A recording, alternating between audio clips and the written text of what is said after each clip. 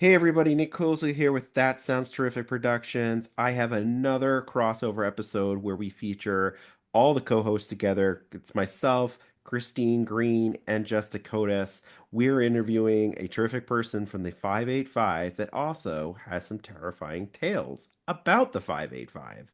So without further ado, join us for an episode of That Sounds Terrific in the 585 and That Sounds Terrifying.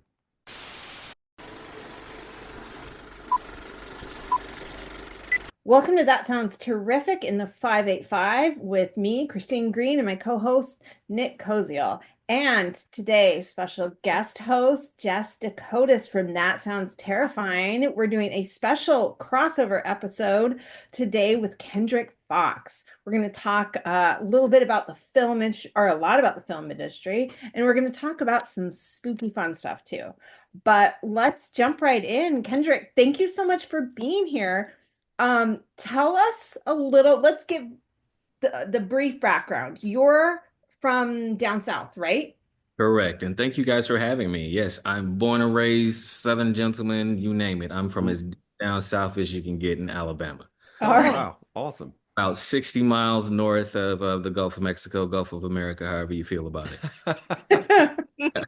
It's just the Gulf now. I don't even Just want to go. But entertain it anymore. yeah, it grew up super, small town, population 5,400.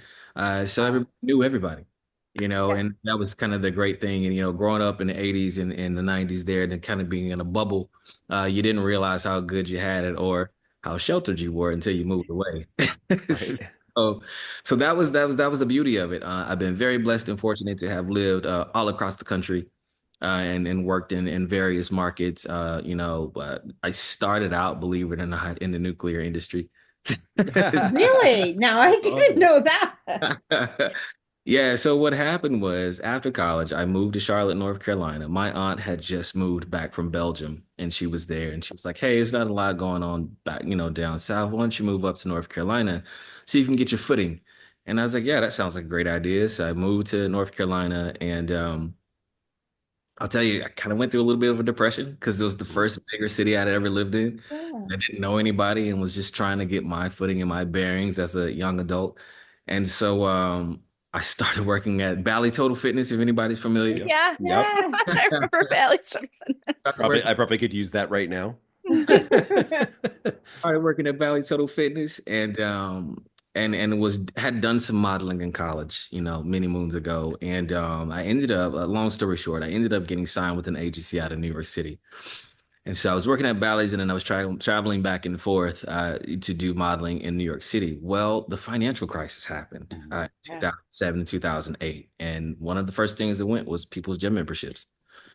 And so, I had to make a decision Yeah. on, paying rent and feed myself. So it was, I needed to get into something a little more stable. And my brother at the time was in nuclear energy and he's like, "Hey, you need to come over here and make some of this money." So Mhm.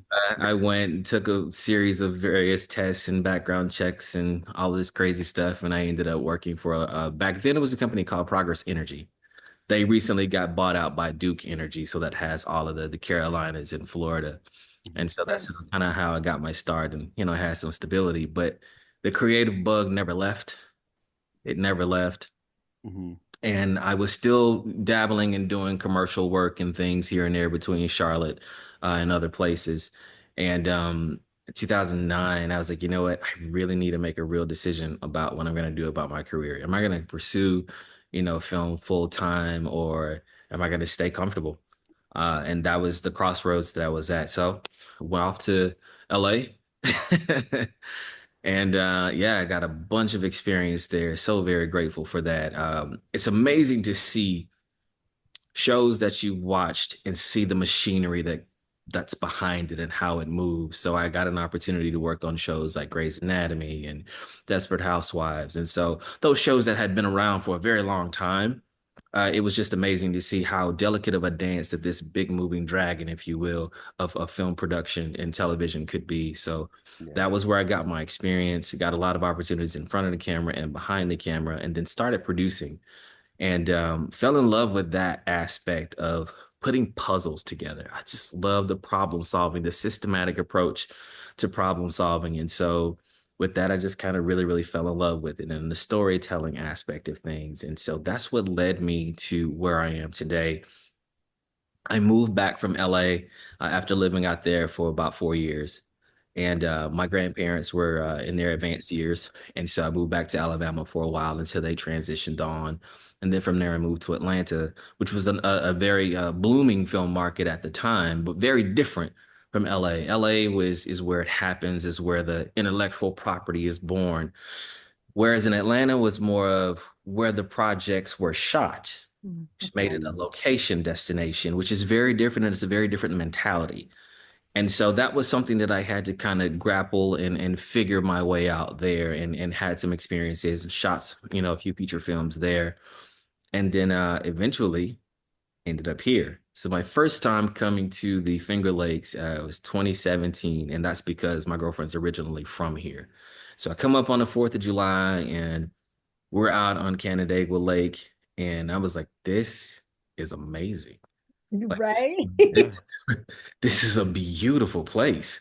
Like just even the drive there through Victor and seeing the rolling hills. And when you think about New York State, you really don't think about this. You don't think about the rural aspects of it and or wine country, or you don't think about the apple orchards, but I got to see all of those things and see how picturesque everything was. And I was like, man, you can just point a camera anywhere. It's cinematic gold here. So Home of Kodak, right? Yeah. makes total sense, right? And then, went to a Red Wings game and saw the Kodak building, and then it all started to make sense here. It's like, wait a minute, this is where it started. These guys have been technically in film for over 100 years here. Yeah. Makes total sense. And so it got my wheels turning. And I was like, man, going through the little cities from Pittsburgh to Canandaigua to Fairport, Penfield, Webster, just seeing all the little pockets, Honeoye, seeing all these little pockets and seeing these little towns. And I couldn't help but be creative and try to come up with something, an excuse, if you will, to shoot something here. And so I spoke with a few filmmakers of mine that we've been working together. I was like, look, man, you guys got to come here. This place is amazing. Like it looks amazing on camera. Because I'm sending photos from my iPhone and they're like, dude, where the heck are you? And I'm in upstate New York. It's crazy, right? So that finally led us to, figuring things out. And in 2019, I originally wanted to figure out how to get here because I just was just trying to figure out, if Atlanta was going to be the spot. And the challenge that I was having as a producer in Atlanta was that the jobs that were coming to Atlanta, they already had the above the line. They already had the management or they had the producers. It was everybody else that had to be hired.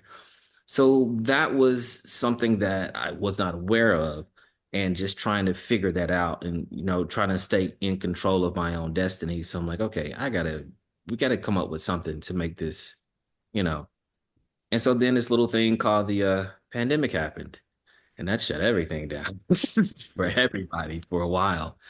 And walking around like everybody else at home on my patio, pacing back and forth, trying to figure out what is happening here? What are we gonna do? In the film industry, we were affected a little different than some people, whereas we didn't get the unemployment because most of us are 1099s. Yeah. So we're trying to figure it out, and I finally ended up coming up with a quick idea, and I sent it over to our writer, and I was like, "Hey, what do you think about this idea, this concept of a man, having to make a decision about if he has to save 1,000 people or if he has to save his wife? He has to choose between the two. He can't do both. Mhm. What does he do?" So so that was what started the idea behind Rift, and then we turned it into a script. And again, we're during the pandemic, and SAG had not come up with the guidelines on how to be on set and trying to figure out distancing and social distancing and all these different zones we had to be in and the testing and how many times we had to test. And so we were figuring all of that out. So around September, it was Labor Day, and I was like, okay, we've got this idea. Let's bang out this script. We banged out the script in 30 days, and we shot the feature film in 5 days. Oh, wow. I do not recommend that. Yeah. And all right here in Yeah. Russia. all in Atlanta, because I'm Oh, getting to wait. getting Oh, us okay. right. Sorry. Shot in Atlanta, shot the whole thing there. And the crazy thing was, in the middle of the pandemic, right? There was no vaccine. Nobody knew what it was. We were testing every 3 days. A hurricane hits us in the middle of the week, knocks out all the power all across the city. And it's like, wow, okay. It knocks out all the power except for on the street we were shooting. That's No. crazy. Yeah, absolutely. So we got the film done, got it sold. The crazy little film, and now it's worldwide, which is a wild thing to believe, but it happened. So that was the exciting part of it. And so that got me other opportunities, which led me to where we are now. And so again, it's like we got traction, and then the writer strike happened. Yes. And then the actor strike happened right behind that. And it's like, you got to be kidding me, man. We were almost about to get our footing back, and then it's psych. Yeah. Just kidding. So for 8 months, 9 months, everybody was at home again, waiting, because when it's a strike, you can't negotiate. You can't do anything. There's nothing you can do but sit and wait and hope and pray and work on projects yourself and have things ready to go from when they hopefully reach an agreement and that you can get back going again. And so during that time, this may be crossing over to something creepy. Yeah. But during that time, I was watching the Travel Channel a lot and had this guilty pleasure called Paranormal Caught on Camera. Mhm. Yeah, I've seen Yeah. it. Like we probably all have. Yeah. Right. So from that show, there was another show called These Woods Are Haunted. Ah, I'm watching that. I've been watching it. Yeah. That's like awesome. Go ahead. So I started watching These Woods Are Haunted. And these are reenactments, which is a lot Yeah. in Paranormal Caught on Camera. So the reenactments of people telling their stories. And I had been traveling a lot and was tired and falling asleep on the couch binge watching some episodes. And there's this one episode that comes on and I fall asleep and I wake up and my girlfriend was like, "Hey, you need to go back and watch that episode." And I'm like, "Well, why?" And so we got this running joke, and I don't know if you can edit this out or not, but I've got this running joke because I'm from the South, right? And I'm like, listen, when it comes to UFOs, ghosts, and all of that stuff, if it's one of us telling you that's what happened, you need to believe it because we really don't have the luxury of making stuff up. So, so you know what I'm saying? So that's the Yeah. running joke, right? Yeah. So it so happens, the guy's story is a gentleman by the name of Roy Stubberfield. Roy Stubberfield tells his story about his encounter with a creature in 1982 in New Orleans. Mhm. So I'm sitting up because I've always had this fascination with this particular creature. And so as he's telling the story is so compelling. And I'm like, you gotta be kidding me. There's got to be more to this. So I started Googling Roy Stubberfield and I find podcasts with him Mhm. on there and they're like 3 hours long. And I'm like, Yeah. what on earth? This show was 15 minutes talking about in 3 hours. So we get on and he's giving a ridiculously detailed an account of what happened. Clearly, this man's traumatized. Clearly, right? And so that led me to another podcast that he mentioned some hosts that were credible. So I go to this particular podcast and I listen to a few stories. And I'm like, okay, either these are the best actors I have never heard of, Yeah. or these people experience something. Mhm. They experience something. I don't know what, but they experience something. Right. And so that led me into hours upon hours upon hours, over 700 hours worth of listening to, yes, of listening to these encounters. And I'm listening for voice inflection. I'm listening for consistency in describing the feeling because there's a consistency across all these encounters with these different people. They're talking about the smell and the sound and the feeling and all of these things. So I'm listening for all of that because I want to call BS so badly. I want to. I want to put this wrong, right? And I can't. Mhm. I can't.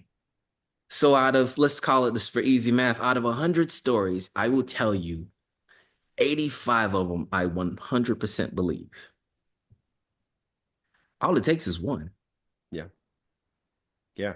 Oh, That comes up in a lot of podcasts like that, like where we're talking about like even if even if a majority of people are like stretching the truth or not, Mhm. telling a story that they really didn't experience, there's just so much of that and so many consistent stories around like a variety of different phenomenon that Sure. like how could we all be wrong, right? All those people be wrong. So no, but it's funny, it's kind of like Jess and I, like we're always like looking for the next story and researching and all that stuff, but you're like even more hardcore than I am with it. Like that's a lot of hours. Like I listen to a lot of podcasts about like all sorts of different things, Yeah. and I'm like, that is a lot of hours. Yeah. So I would, because again, I'm searching for the truth in this, and because I'm asking myself these questions, right? And so first question I ask myself is, what if I told you monsters exist? I'm asking me this, Mhm. right? And then I said, okay, well, if I can prove that they exist, then where do they come from? That's the second question. And then the third question is, well, where do they come from? Then why are they here? All three of those things that I had to propose to myself, to ask myself these questions. And so that's what led me down this pathway. And so as I'm doing that, I'm making the transition to move here. And I'm listening to these stories, and I start looking, I like, because a lot of these stories, they give you really good detail geographically of where they are. They'll Right. say, I was in this town, I was by this street, I was on this river, whatever. And so I would go look these things up. And those were the more credible stories. And moving here in 2023, I'm now starting to hear about, I'm starting to look at a map, and I can see there's a correlation to where these things exist, the populations. Ohio seems to be a hotbed for them. Mhm. Pennsylvania, Western New York. Okay. So I'm listening to some stories. Yeah. And the one that really, really got me was a story that took place in Cato, New York. Mm. Yeah. Where's Cato? Do we know? It's So like Cato the was smallest. Go ahead. Yeah. like 45, 50 minutes east of here. Yeah, it's Okay. Yeah. tiny. It's tiny. You will miss it. Yeah. So I hear this gentleman's story, and it is so terrifying, but it is so believable because when I'm listening to him tell the story, it had recently happened to him. Mhm. There's something to be said about a person that is still sorting through what happened. They're not just recounting it. They're Mhm. still trying to decipher what happened to me and my family and my friend. Because he wasn't alone when it happened. It was him and another gentleman together the first time it happened. And then the other times it was he and his wife and daughter. And it started to terrorize them. And so as he would go to find out, this was not the first time this had happened on his property, albeit his family had owned that property since the 90s. But the first owner before that had encountered something, the exact same thing. The creature that I'm talking about is called, well, colloquially, they call it a dogman. I think that's a ridiculous name. I'll be honest with you. Not the um, name of the episode. Okay. No. so they call it a dogman, which we would probably call a werewolf. Mhm. Based off of how it looks. I have found out there are 7 different species of this particular creature. And the actual name, the government has it classified as Homo lupus. And historically, it is called a cynocephaly. So, Fascinating. Yeah. I'm trying to write this down and I'm like, how do you spell that? Yeah. I mean, I got the AI notes going too, Jess. So Yeah. let's hopefully between the two well, we'll the get transcript, we're gonna just break it Yeah. down. Professor Fox, please continue. so Yeah. as I find out this creature's actual name is a cynocephaly. And so I start going through history because historically you can see this name pop up over and over and over and over and over and over and over, all the way back to Herodotus. So Herodotus was the father of history, as we probably all learned in school, right? He writes extensively about the cynocephaly and their existence. Now, during that time, he had a rival by the name of Ctesias. Ctesias was a physician, and he was a physician for, I guess, King Darius during that time, during that empire. They didn't agree on a lot of things. As a matter of fact, Ctesias said that Herodotus was the baker of fables. That's what he'd say.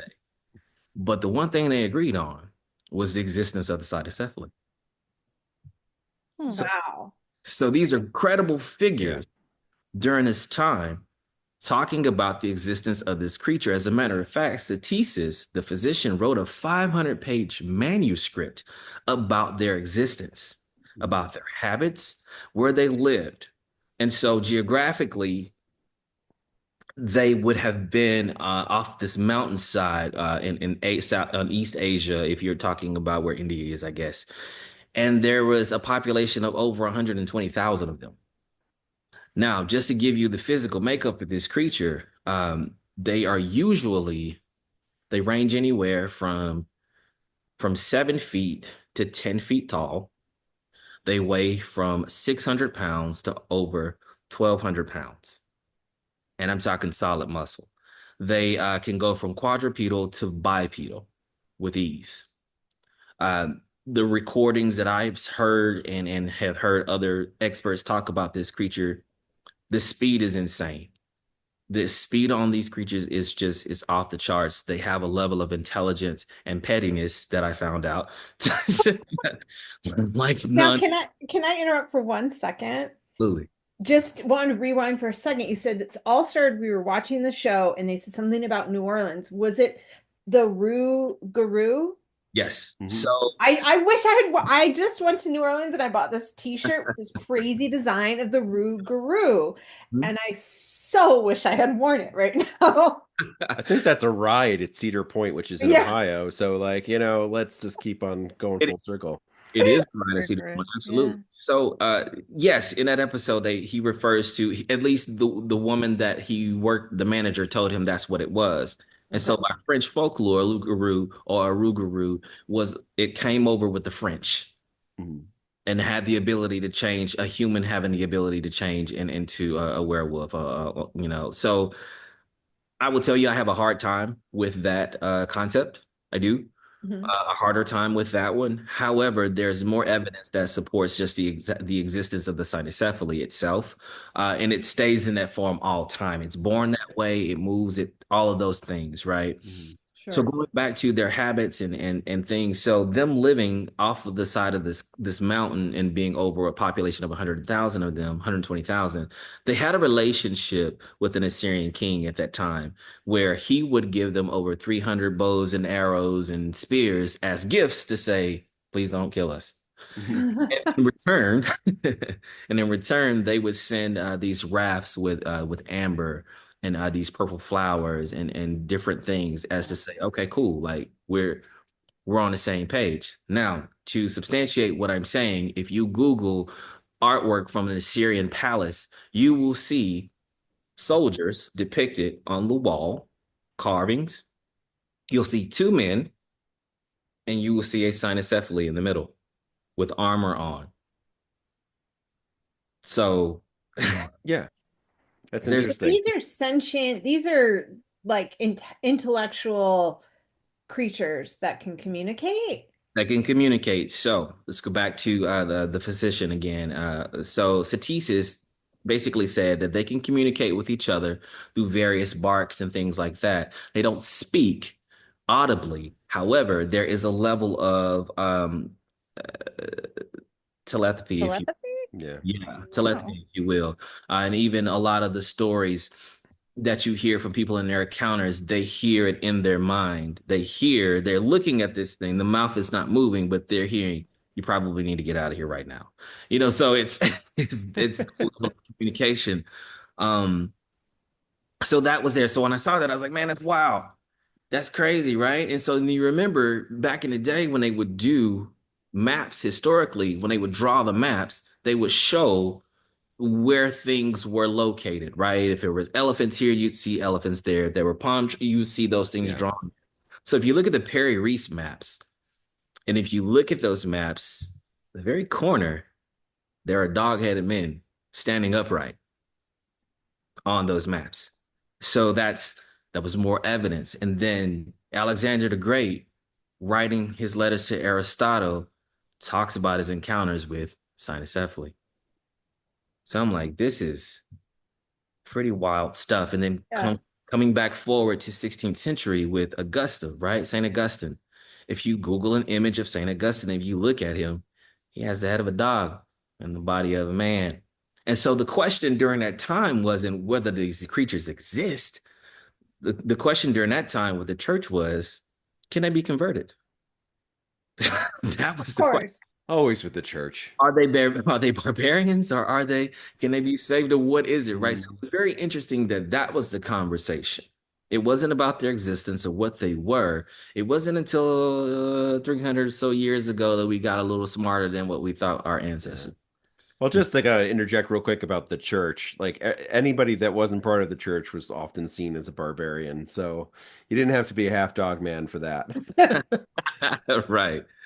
So Oh, Jess, were you going to say something? Oh, no, I was just raising my hand as the barbarian. Keep going. Yes. Sorry. so that when I could see that level of evidence, then that brought me back to present day on this again. And I started doing a deep dive and hearing other stories. And then I come across a story that happened here in Rochester. And that was very interesting. And it was from a nurse who had just gotten off ER shift at Strong Memorial and was on her way home. And she described how she would like to drive down. Now, remind you, I'm still getting my bearings here. Um, is it Oakdale Country Club? Oak Oak Hill. Hill. Yeah. Oak Hill, Oak Hill. So she's driving. She'd like to drive that route at night because she'd see the homes were really nice and they were lit up. And it was just a nice way for her on her way home before she'd get on, I guess, the 490. So she's driving and driving slowly. And I guess right as she's between the golf course, because she describes the rock wall on both sides. Okay. And she says, at this moment, this massive wolf thing jumps out and onto the street and it's carrying something. And it looks at her and she's like, oh my God, have I been working too hard? I know this is not what I think it is. There can't be werewolves in Rochester. This is strange. This is really strange. Now, she does the thing that I would not advise most people do. She stops and gets out of her car. God, no. Not advise that. Don't advise it. It was pretty shocked, and she goes to describe this creature in grave detail and how it looks with the grayish fur and the eyes and she said the interesting thing about the eyes is they were almost human in a sense, human intelligence looking at her. It was a very intelligent, thing, and it was almost very shocked that who's this woman getting out of her car? And like you can see me almost, and so it continues on across the golf course. And that was basically her encounter. Now, to freak you out a little more about this particular thing, she gets home and everything's fine. She gets up the next day to go to work, and there are rocks under her in the inside of the rim of her car. She takes the rocks out. She thought strange. It happens again the next day. There are two rocks in the rim of her car. It had followed her. Jeez. Because it could be that fast. But just to say, I know you saw me and I know where you live. So that's the level of intelligence that these creatures have. Now, I will say this. Human fatalities, at least from what I've seen, have been, I would equate them to shark attacks. At least that's what I've seen from a statistical standpoint, right? You go in the ocean, at some point, somebody's going to get bit, right? There are a couple of shark attacks. We always say that they're rare. However, they seem to happen every year. Yeah. At some point, it can't be rare anymore. But so I would say the amount of fatalities, at least that have been reported from these, have been very small. The encounters seem to be very terrifying. It seems that these creatures kind of get off on a fear hormone that we give off. And it seems like that's the main objective, is to scare the living daylights out of you and then move on about its way. So at least again, just from a statistical standpoint of the research that I've done, that seems to be what the consensus is. So all of that drew me here because I wanted to make some films about these creatures, of which I'm currently working on. And so with being here, it wasn't supposed to be long term, but now it is. So Well, that's awesome to be here, but now you're closer. yeah. I was looking kind of on the map while you were talking, like with like that golf course. It's in the middle of like all these communities. There's Yeah. like a Petco. I- Watch I- out. I I mean, tried- it's a release cat. I drive by that at least Yeah. like 4 times a week. Yeah, Like, it's yeah. not, you know. Because like you, Kendrick, I'm still like a transplant. I'm still learning where things are. So when people say stuff, I'm like, oh, yeah, there it is. And then I look, I'm like, oh, that's not where that was. But like St. John Fisher's like on the other side. And like, Yeah. yeah, it's just interesting. An interesting location. It's not like when you were talking about that program, like the what is it, Haunted Woods? These woods are haunted. Mhm. Like they're usually like these secluded, like one was like on an island that they had to like row to for like, Yes, 2 brother. miles. Yeah. So, but that's interesting. It's like kind of in a very populated area. And So what? so Oh, here's the go on. interesting thing about that. So you start looking at habitat, right? And so I started finding out that tunnels, um, distribution lines, power lines that you see, those long, like especially if you're coming to Victor, right before you get to the mall, there's a long distribution alleyway through there with power lines. They use that as means of egress. So the interesting thing about where that is Corporate Glen is just right across from there. The train Yeah. tracks are there. They use Hmm. train tracks as a way of traveling.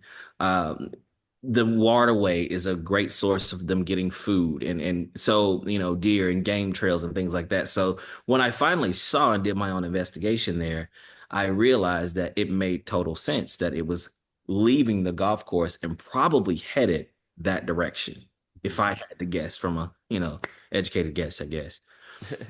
So Wow. What stage are you at with film in like are you in the writing? Do you have actors? What's going on there? Tell us a little bit how it's going to translate. So I'll tell you what's going on with film. So the great thing about here, and I did not realize this, is that there is such a robust film community here. And it's really, really impressive. So the local Finger Lakes Film Commission, which is right downtown, they've been fantastic to me. Nora Brown and Tim, they're great. They've helped me tremendously with getting my footing here, and they've introduced me to other people. So now, I don't know if you guys are aware of it, but there is a studio being built in Henrietta, right across. You had told me about that. I'm so excited. Yeah, from across from RIT. Yeah. Hmm. I'm working with those guys as well on the content side of things. And so what my goal is now is I'm bringing productions here. Very So cool. all of my contacts from LA and things like that, we're evaluating. So like we just had a big meeting yesterday with the film commission and a big studio out of LA that's looking at bringing projects here now. So because of the tax incentive is so impressive with the 40%, hopefully they vote and get the production plus 10% bump in addition to that, making it a 50% tax incentive, which is very attractive for investors and for larger film studios. It makes us very competitive with places like Canada and Iceland and Austria, who have very competitive rates. Because I don't know if you guys are aware of this right now, but Hollywood's struggling a little bit with Yep. keeping projects here in the United States, Okay. Mhm. Hmm. specifically in Los Angeles, because it's quite challenging to shoot in LA and very expensive. Lucasfilms, from what I understand, just packed up to move to London. Uh, Hmm. so Oh, so wow. that's and then the Yeah. fire didn't help. That's another unfortunate thing that a lot of people I know that are going through that currently. So it's opened up opportunities for other places for film locations. But me having worked in Atlanta, I have a unique vantage point. And what I was expressing to the film community is I want to do here in New York State kind of what Georgia found out after the fact, and that is content creation and owning the actual intellectual property. That is Hmm. how you make filmmaking sustainable. That's how California was able to do it for so many years because all the writers lived in LA. Yeah. And so when they're making the films there, and when they go to box office or when they go to streaming, that revenue comes back to that community. Well, I want to duplicate the exact same thing here. Yes, we'll be bringing projects in for a time being, but the sustainability comes from when we can cultivate the growth from inside with filmmakers and writers that are right here in Rochester. Hmm. So when we do get those projects sold and they go off to Paramount and Apple and off to the theaters, that revenue, when it returns, it comes back to this community and then we're able to spread it out.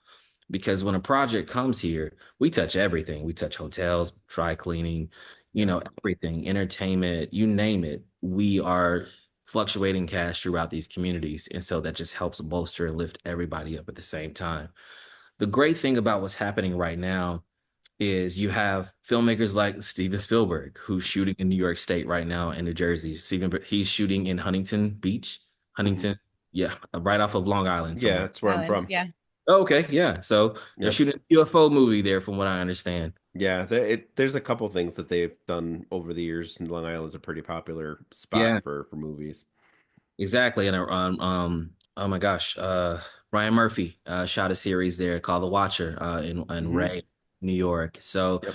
Rye, New York. I'm sorry. And I think Hulu had, well, I can't call them Hulu, but for the sake of conversation, Hulu has some stuff going on in Syracuse.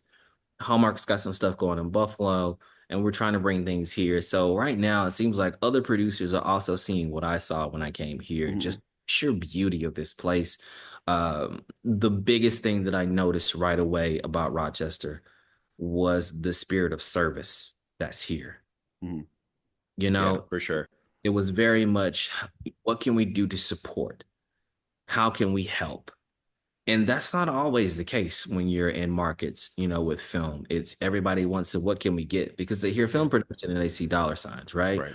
But Yeah. it's been a very different mentality here, which I think is a very unique situation. And that's what I was able to convey to other studios. And they're seeing the value and wanting to come here. So that's something we're actively working on.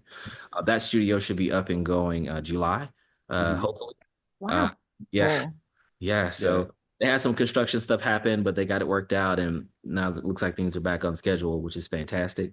I But mean, they're if you look at the 585 area, I mean, it seems you're talking about Buffalo and these different films. I mean, I could work for, the tourism industry, but there really Yeah. is so much to offer because you have like in terms of say location shooting, right? I know nothing about film, but you have the city, and you have, we're this old Rust Belt, but like Yeah. thriving city, and you have everything from like the Eastman Museum to like several university campuses to apple orchards and Lake Ontario. Like there's so much literally to pick from. Yeah, Right. it's and close.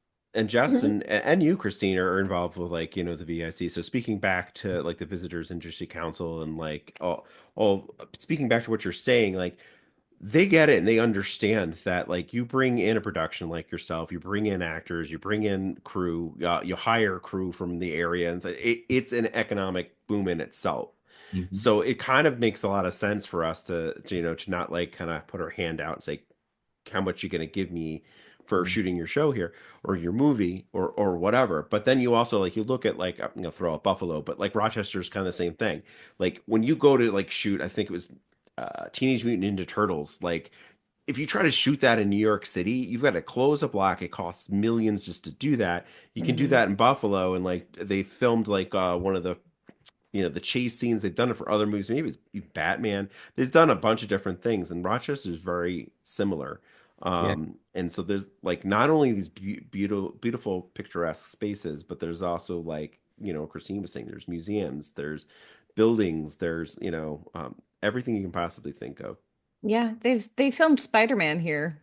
Yep. We Yeah. walked outside of our apartment when we first moved back here in 2012, and I walked outside and there were yellow taxis, and Yeah, there was fake they had put up like fake signs on some of the the stores, and I was like, this is amazing. This is really funny.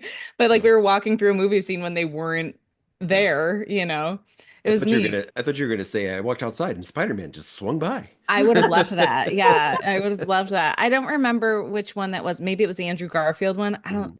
I don't know. But Spider-Man. I don't know. I never but watched I think so. I think it was that. yeah, but Kendrick, you said something about our spirit of service, which is exactly what it is. When I've lived in other places. I've lived in different states. I've lived downstate. And I decided to call Rochester home. I'm from Syracuse originally, so it's a hop, skip, and a jump. It's an hour, right? But it's a totally different city. It's a totally different feel. Yeah.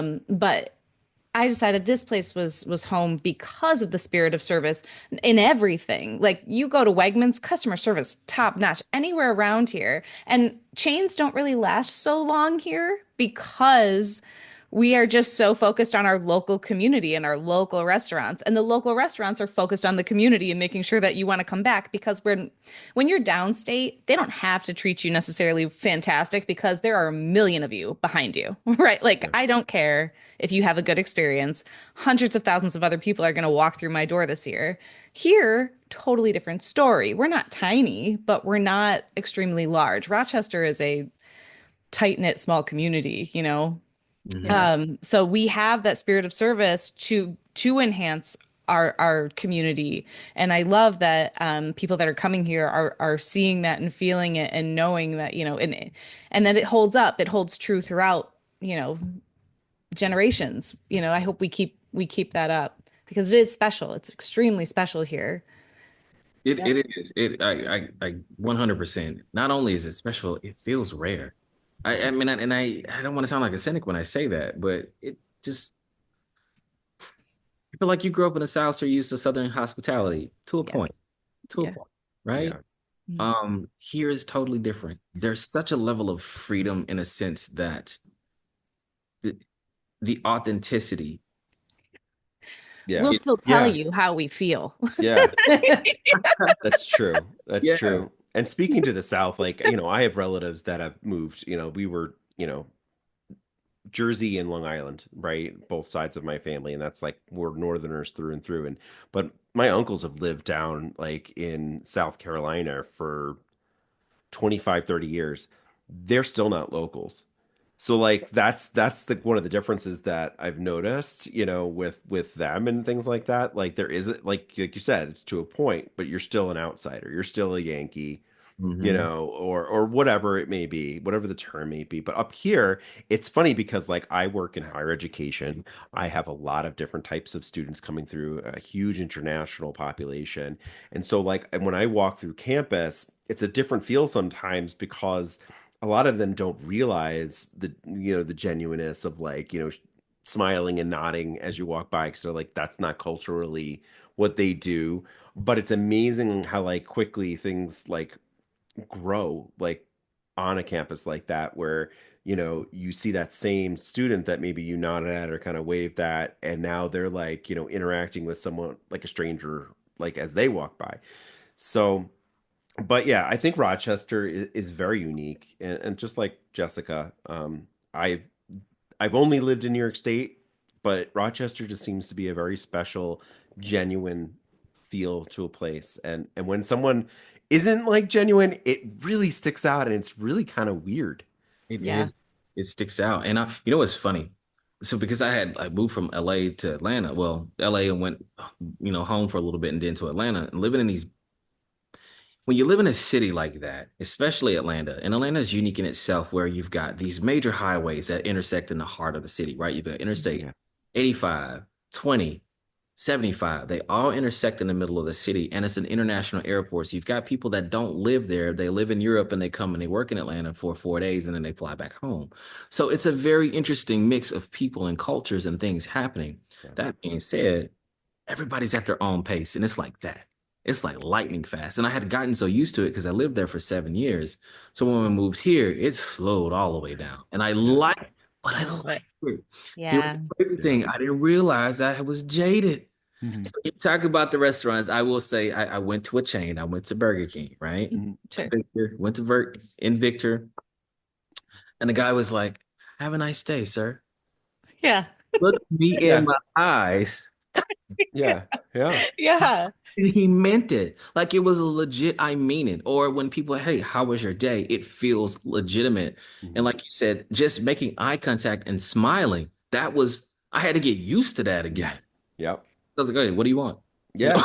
Yeah. It's a different Yeah. mentality in New York City. It's a different mentality on Long Island. It's a fast pace. Let's keep going. Let's keep going. Let's keep going. Yeah. Like we honestly can show up 45 minutes early to things because like we just in a rush to get there. We have to get there. We have to get there. We have to get there. Okay, we're there. And then we're waiting around for 40 minutes.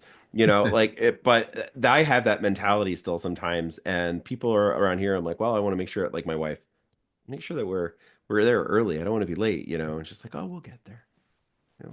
I said I love it. It's, again, having come from a small town, this has the city with a small town feel to it. Yes. And Mhm.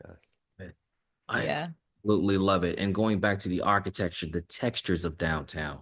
When I look at the Sibley building, when I look at Beautiful. the buildings around Parcel 5 and Innovation Square, that building, the Chase building that was designed by the architect that did the Space Needle. And so all of these really cool elements to this city. There's a building facade of a bank on State Street.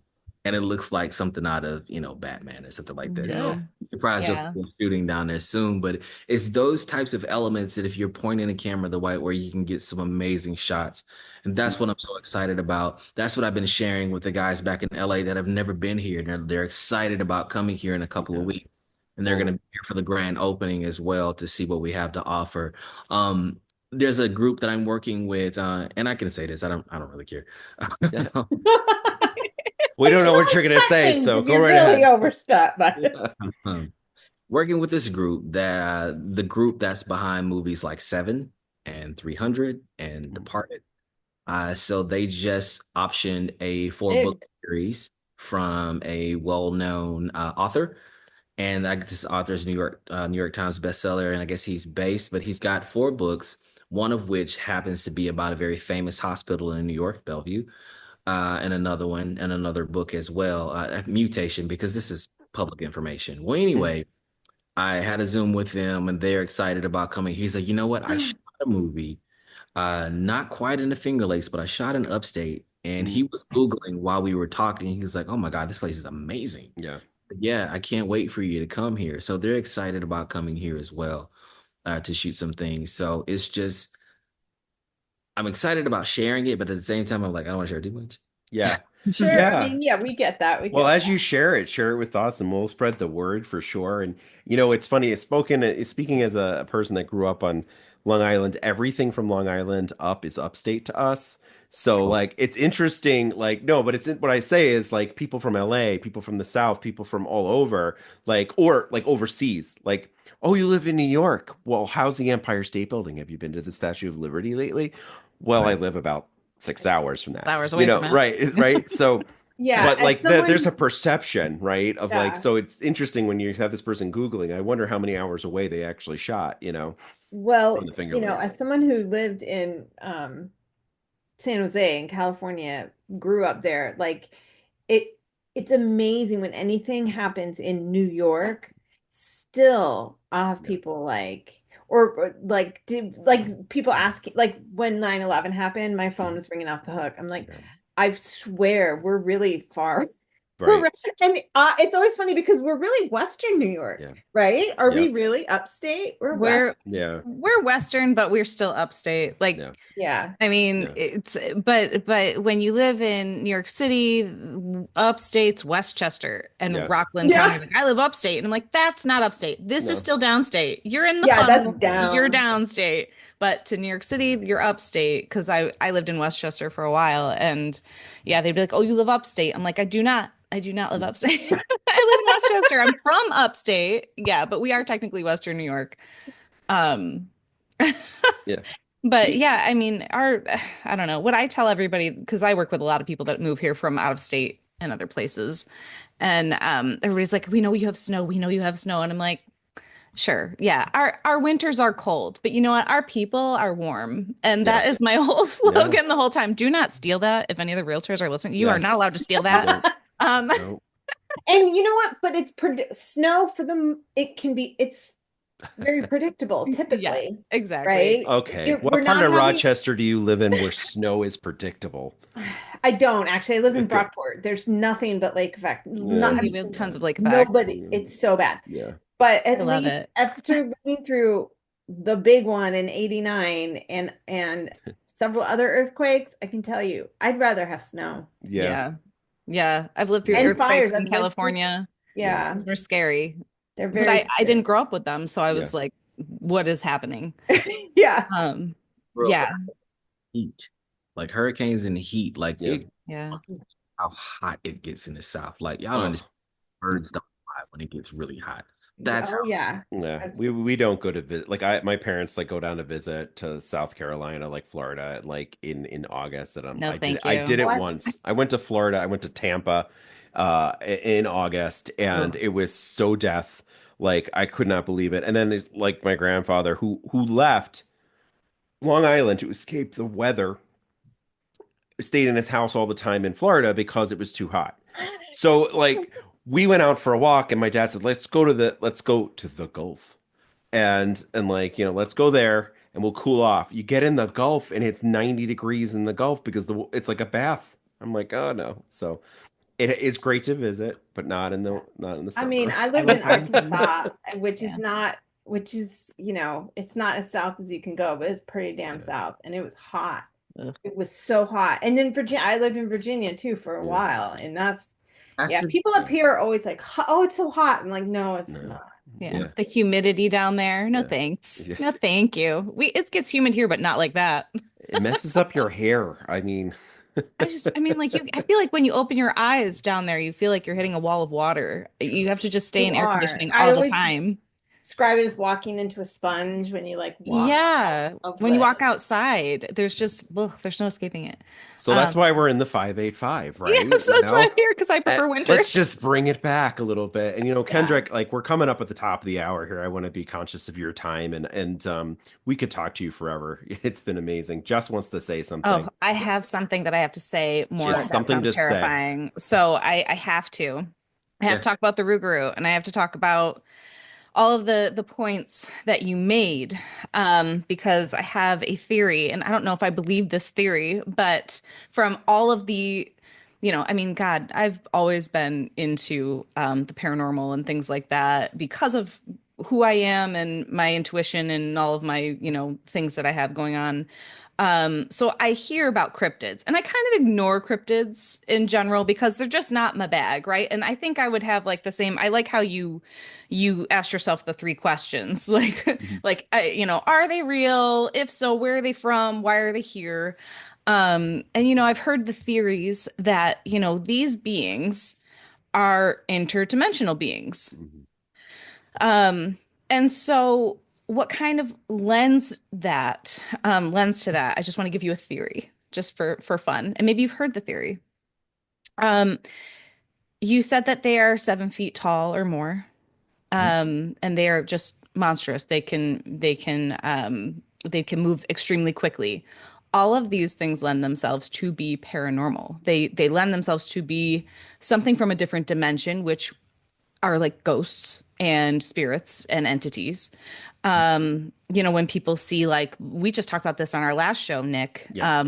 People see like shadow people. They're usually like 7 feet tall or bigger. They're huge. They're interdimensional. They feed on fear. Well, if you're not part of the light, you need energy to feed on. So if you're not part of the light and you're getting your energy from that, and you're not alive where you can eat, sleep, drink, and get your energy from that, you have to feed on like on emotion and other people's energy. It's an energy vampire in a way. They also speak with telepathy. On the other side, you will hear story after story after story. I never said a word. We just spoke through our minds. Yeah. And then you said that one from the woman in Rochester was surprised that that woman could see them. Again, because they're going in and out of a dimension, right? Like, so they're coming in and out. And I suppose, like I said, none of these things. Oh, the other thing, sorry, was the power lines. Power lines are also energy. So they feed with that water too. Moving Yeah, those water tunnels. creates energy. So those things are energy feeding these interdimensional beings. So again, I don't know if I necessarily believe in cryptids so much, but if I had to, I mean, like all of these things would suggest that these are paranormal, right? And I Mhm. suppose, you know, ghosts and spirits and everything else that I do believe in, and different entities that were never human, um, are really when they are seen on this side of the veil. All of these things that you're talking about, they can be these things, and they do speak telepathically. Because when I'm speaking to a dead person, I'm not hearing them audibly usually. I'm hearing them telepathically. They're giving me information. So I feel like, and I've heard this before with like Loch Ness. They think it's an interdimensional, it's like leaving and then coming back, Yeah. whatever. Take it with a grain of salt, but I feel like that might be why we're not seeing them as much, or, whatever it is. But I suppose it kind of changed my mind a little bit about cryptids because I'm always like, nah, Yeah. nah. But at the same time, I'm like, well, if they are entities, if they're interdimensional, just like a ghost or a spirit, then yeah. Um, this follows all of the patterns of that. So I don't know, take it for what you will, but Yeah. I thought that was really neat that you identified Yeah. all of those, and I'm like, all of those are a The thing. things. Yeah. And to kind of build up, just to like same kind of thought for frame of mind. One of the other kind of theories that, I heard and kind of developed over time is, so you're in film, Kendrick. So this might make sense to you too. Like when you think about taking like a VHS tape or any kind of film and like re-recording over something. Sometimes bits and pieces of previous recording are in there, right? But what the theory that I've heard and I like a lot is kind of in line with what Jess is saying too, but it's multiple recordings happening at once. It's multiple versions of reality happening all at once. And every now and then we're dipping into another reality where maybe perhaps like when we were developing as humans out of like if we believe the theory of that we came from apes or whatever, we went in a different direction and became more dog-like or more ape-like, and so you're walking in time with these intelligent beings that are also developed differently in the same timeline. So it's interesting to like look at it from that perspective or the completely spiritual paranormal perspective that Jessica was talking about, that there's all different dimensions and all different levels all happening simultaneously at once. Like the whole like what is that cartoon Infinite Realities, Rick and Morty. Oh, Rick and Morty. Rick and Morty, infinite realities. Like we can go and just steal another Kendrick and another Nick if something happens to us in this society and just bring Another us into Nick. this. Yeah, we don't need more Nicks. We need more. Oh, we love Yeah. Nick Kendrick. You were gonna say something. Yeah. Yeah. Yes. Caught my Sorry, attention. Kendrick. No, So I'm going to speak to both of what they just Sure. said. Yes. So to give you even more of what I found out, yes, I think it's a combination of the two. These creatures do bleed. They can be killed. And then there are accounts of that and how that happened. There's a very graphic story about it. It's not on YouTube because of the nature of the story, but it is from a very famous podcast where this guy was a part of a tactical team that was responsible for protecting forensics people as they went in to do cleanups Oh, yeah. that had been, and so these dogmen cynocephaly would follow these groups because then they would go in and eat the soft tissue. I wouldn't get too graphic because Yeah. anyway. So that being said, they had orders to not shoot them only if they knew death was imminent. If you shot them in the torso, they compared them to a bear. They wouldn't bleed out when they get to you. But if you got them through the soft part of here, Yeah. like a zombie, you got to get him in the brain. Not Absolutely. that zombies are real, In the eye. but yeah, the Well, we eye. don't know. Another As you reality. know, Yeah, there's But Christine. when I yell at a movie, I know exactly how to do all the things. Like, I say, like, how to eat potato chips. I'm like, shoot him in the head. My moral compass goes Right. totally wonky. I just have so many That's opinions. awesome. So many opinions. But to your point about the energy aspect of it, there is a video that you can Google on YouTube and just say blue dogman encounter, right? And it's a gentleman in Florida who's on FaceTime Live and Mhm. has seen something and he's afraid. So he gets on live and everybody's on. And he's like, I was sitting here in my backyard, you guys, and I was looking at out over there. And as he does it, it passes by. And it looks like it is coming in and out of a reality. Because you could see the arm, the head, but then part of it was translucent, right? So Sure. I do agree, and I do believe that there is a level of them being interdimensional beings, but then there is the solid part of them where there are stories that they have been, eliminated as well. Interesting. Yeah. So This This is is super so cool. fascinating. that's an interesting thing that I have a theory about it as well that goes more into a spiritual aspect of it. And that goes back into that led me to the Dead Sea Scrolls, the Book of Giants, the Book of Enoch, and a couple of other apocryphal texts that I was able to compare with more historical texts and then substantiate those. So if you've heard words like the Anunnaki, that's just a translation of a different word, what you're talking about, watcher or fallen or all of those things. It's the same thing. Yeah. Yeah. So That's super When you look at that interesting. aspect and where those creatures come from before the antediluvian periods, it gets very interesting because there's a translation of a word called the Rephaim. And Rephaim means the undead. Mm. See, there you go, Christine. The You zombies. spoke too soon. There it is. So Yeah. with that, if the only way that you could kill a Rephaim is you had to behead it, which ideas like Highlander come into play. That's where the kind of that came from. Even the story of David and Goliath, that was the reason why David had to Oh. uh, finalize that because David's father, Goliath's father was a Rephaim. Mhm. Goliath himself was the diluted version of a Rephaim, and the species was called an Anakim. Hmm. So David Oh. understanding where Goliath came from, he knew that the rock was just to get him down, but that didn't kill him. He needed to make sure that he couldn't come back. So he had to behead him Mhm. because Rephaim could come back. They can grow their limbs back. They could grow their legs back. They could come back to life as long as they had not been beheaded. And they were basically using those giant bodies as avatars. And so that spirit would release and go off into a different dimension, etc. But that goes down a different rabbit hole, guys. Yeah. No, this Wow. this is You, amazing. you guys will have to get back. Well, you'll Yeah, have to we're bring gonna. me with this because I could talk about this all day too. I'm afraid we're not. We're not going to do another crossover. I'm just kidding. No, this is interesting. So like, all right. So I want to wrap some stuff up, but I Yeah, don't want to we gotta. give Kendrick an opportunity to say if people want to get in contact with you, what's the best way to do that? We'll definitely have it in our show notes. But why don't you tell us the best way to get a hold of you? The best way to get a hold of me right now is you can just look me up on Instagram or Facebook. I'll accept a friend request or reach out to me. So you can find me on Facebook as Kendrick Foxx, Instagram, Kendrick Foxx _1. I'm easy to find Cool. right Cool. now. So yeah, but hopefully you guys will be hearing more about us in the coming future of the project. Are you Yeah. looking? Yeah. Yes. Please keep us in mind, yeah, keep us in mind, keep us notified about what's going on. And so, Yeah.